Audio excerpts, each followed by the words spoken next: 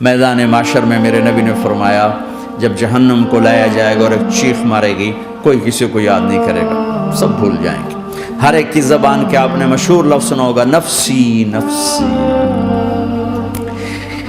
جب جہنم آئے گی تو ایک چیخ مارے گی، اور کئی بلین فرشتے اس کو پکڑ کے لا رہے ہوں گے،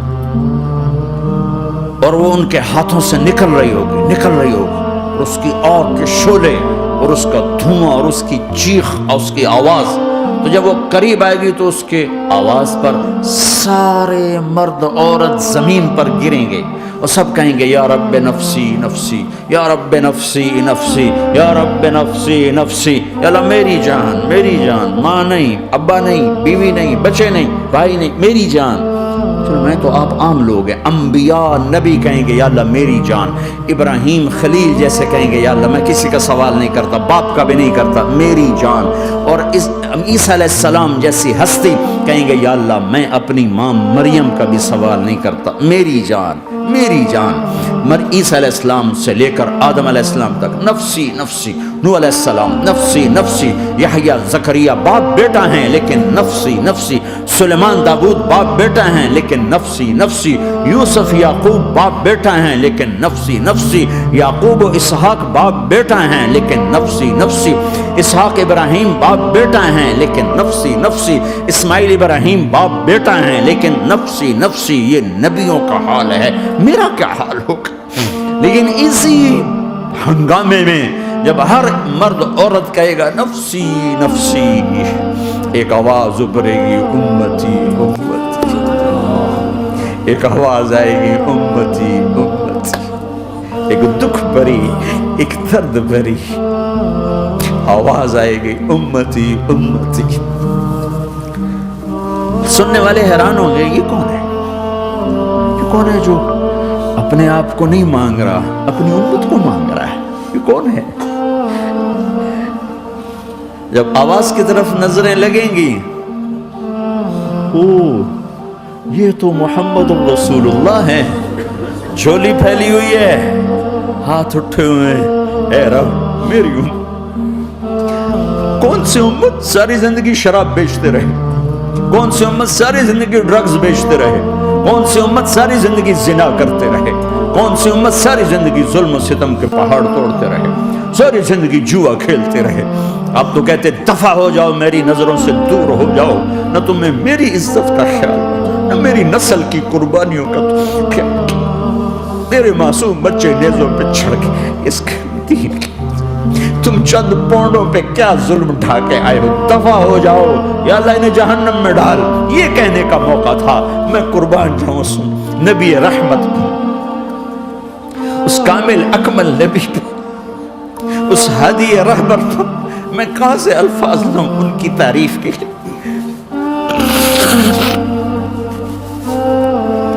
دو ہستیوں کا حق نہیں ادا کیا جا سکتا، ایک اللہ ایک اللہ کا رسول، ہر ایک کا حق ادا ہو سکتا ہے، اللہ اور اس کے رسول کا حق نہیں ادا ہو سکتا۔ وہ کہتے جا اللہ ان کو آگ میں ڈال دے، انہوں نے نہ مجھے دیکھا، نہ میرا گھر دیکھا، نہ میرے پیٹ پہ پتھر دیکھے، نہ میرا راتوں کو تڑپنا دیکھا، نہ میرا مچلنا رونا دیکھا، نہ احد میں ٹوٹے دانت دیکھے، نہ طائف میں بکھرا خون دیکھا، نہ کربلا میں اولاد کے سر نیزوں پہ چڑھے دیکھے۔ دفعہ دور کر دے میری آنکھوں سے، میں قربان جاؤں اس نبی رحمت پر۔ کہہ رہے ہیں یا اللہ میری امت، یا اللہ میری امت، یا اللہ میری امت، یا اللہ میری امت، نہ یہاں بھلایا نہ وہاں بھلایا۔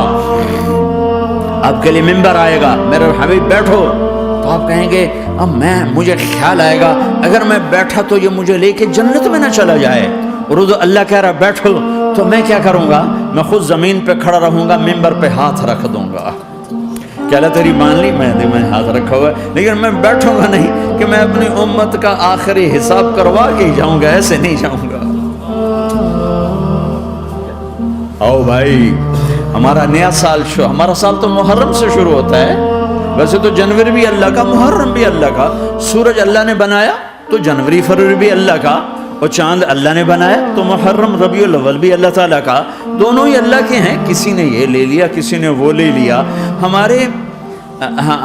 نے چونکہ چاند کا کیلنڈر بنایا تو ہمارا تو اب سال شروع ہو رہا ہے، ہمارا تو نیو ایئر اب ہے، ہمارا نیو ایئر رونے سے شروع ہوتا. کیسا اللہ نے نظام بنایا. کسی اور مہینے میں یہ واقعہ ہو جاتا. نئی سال کے شروع میں یہ واقعہ رکھا ہے کہ ہر ایک کو پتہ چلے کہ ہاں نیا سال خوشی منانے کے لیے نہیں ہوتا، نیا سال آخرت کی تیاری کے لیے ہوتا ہے. کہ ایک سال چلا گیا، ایک سال اور زندگی سے نکل گیا، اور بھی جلدی سے اللہ کو راضی کرنے کا کوئی کام کرنے کو، توبہ کرنے کو، اللہ کو راضی کر لیں.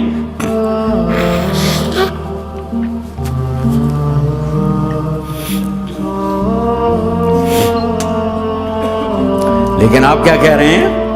یا رب امتی امتی، یا رب امتی امتی، یا اللہ میری امت، یا اللہ میری امت، یا اللہ میری امت. اور ایسی شفقت و محبت آپ کہیں گے یا اللہ یہ میری امت کا حساب میرے حوالے کر، میں لوں گا، تو نہ لے، میں لوں گا. تو اللہ تعالیٰ فرمائیں گے آپ کیوں لینا چاہتے ہیں؟ کہیں گے میں اس لیے لینا چاہتا ہوں کہ ان کے جتنے عیب ثواب ہیں نا وہ کسی کو پتہ نہ چلے، تو میرے سامنے آ جائیں تو ان کو شرمندہ نہ ہونا پڑے، تو میں قربان جاؤں. پھر وہ رب محمد ہے، اس نے اپنے حبیب کی لاج رکھنی ہے. وہ کہیں گے میرے محبوب اگر آپ ان کا حساب لیں گے اور آپ ان کے گناہ دیکھیں گے تو پھر ان کو آپ سے تو بڑی شرم آئے گی. نہیں میں آپ کو بھی نہیں دیتا، میں ان کا حساب پردے کے پیچھے لوں گا، کسی کو پتہ نہیں چلنے دوں گا.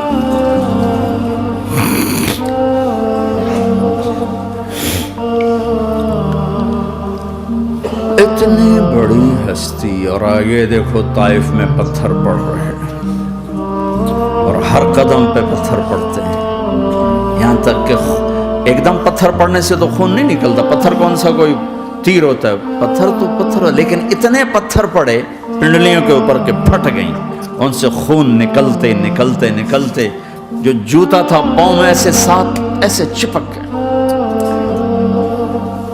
ساری کائنات کے دلہا سردار بے ہوش ہو کے گرے. وہ آپ کے غلام زید نے نوکر تھے، انہوں نے اٹھایا کندھے پر، بھاگے.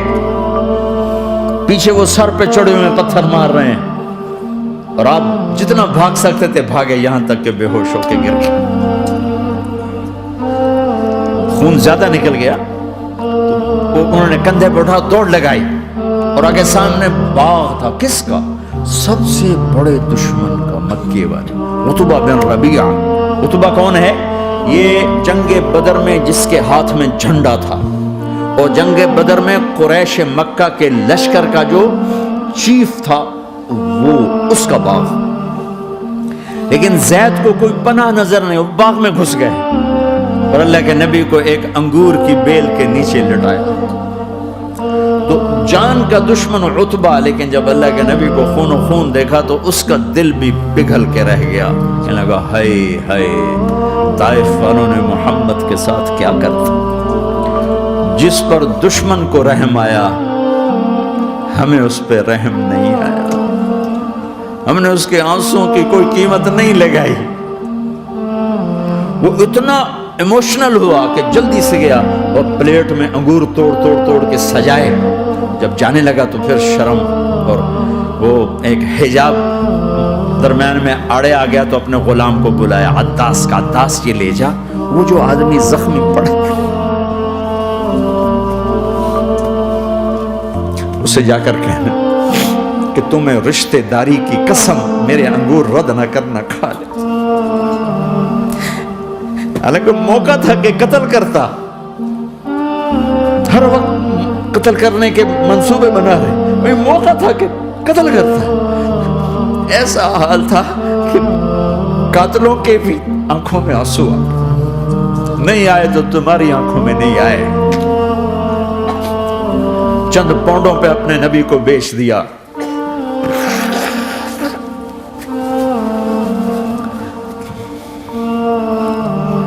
کہنے کا عداس یہ لے جا، وہ جو آدمی لیٹر پڑا اسے کہنا تمہیں رشتہ داری کی قسم دیتا ہوں میرے انگور رد نہ کرنا، کھا.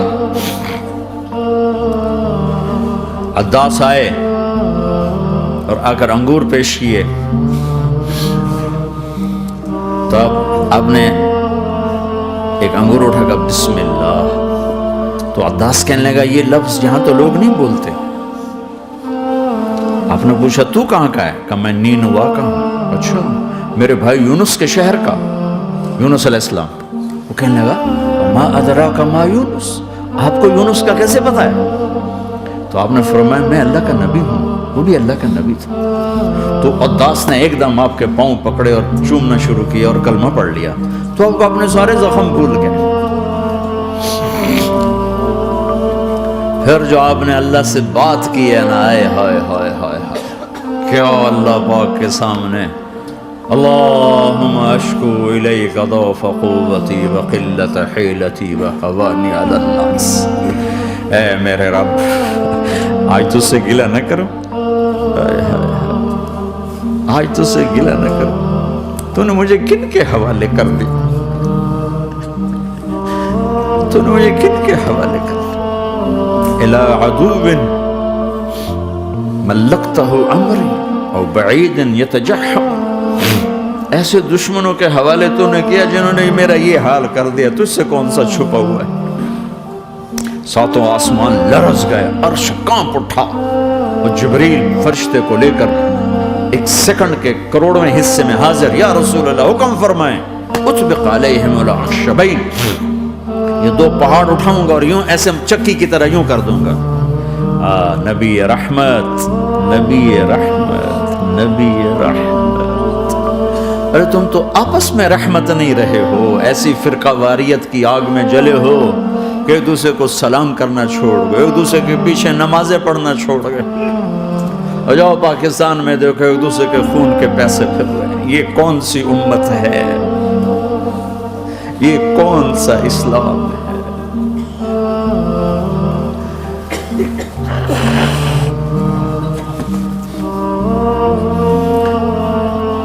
حضرت عائشہ نے پوچھا یا رسول اللہ آپ کو سب سے زیادہ تکلیف کہاں پہنچی؟ کہا طائف میں، طائف میں۔ 23 برس میں سب سے زیادہ تکلیف کہاں پہنچی؟ فرمایا طائف میں۔ جنہوں نے اتنی زیادہ تکلیف پہنچائی تھی ان سے بدلہ لینے کا وقت آ گیا ہے، اور فرشتہ حاضر ہے، اللہ کی منشا شامل ہے، کر دوں؟ کہ نہیں، یہ نہ صحیح، ان کی نسل میں شاید کوئی ایمان لے آئے، لعل اللہ ان یخرج من اصلابہم من یوحد اللہ، یہ نہیں تو ان کی نسل ہی شاید کلمہ پڑھ جائے۔ میں عذاب دلانے نہیں آیا، میں تو رحمت بن کر آیا۔ ما بعثت لعانا، میں لان تان کرنے نہیں آیا، انما بعثت رحمتا، میں تو رحمت بن کے آیا۔